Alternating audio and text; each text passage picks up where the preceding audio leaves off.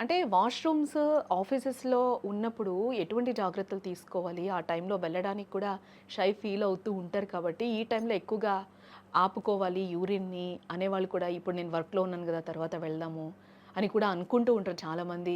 ఎక్కడైనా విమెన్ ఎక్కువగా అదే థింక్ చేస్తారు. మనం ఫస్ట్ నుంచి కూడా అదే మాట్లాడుతున్నాం. ఆఫీస్‌లో ఉన్నప్పుడు వాష్‌రూమ్‌ని యూజ్ చేయడానికి కూడా కొంతమంది ఇదవుతూ ఉంటారు కాబట్టి, నీట్‌నెస్ సిగ్గుపడుతూ లేదనో ఉంటారు. లేకపోతే ఒక ఫోబియాతో ఉంటారు గదా! అలాంటి వాళ్ళకి మీరేం చెప్తారు?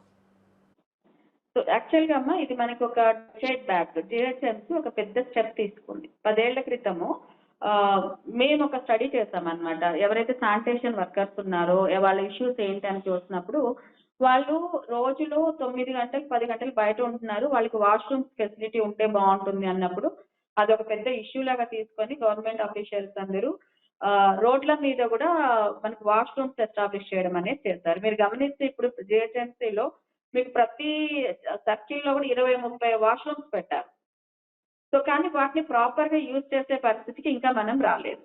రోడ్ల మీద ఎళ్ళేవాళ్ళు, మనం స్విగ్గీ వాళ్ళు కానివ్వండి, అంటే ఎవరైతే బయట ఎక్కువ తిరిగే పని చేస్తారో వాళ్ళకి వాష్‌రూమ్స్ అవైలబిలిటీ చేయడానికి గవర్నమెంట్ చాలా స్టెప్స్ తీసుకొని స్టార్ట్ చేసింది.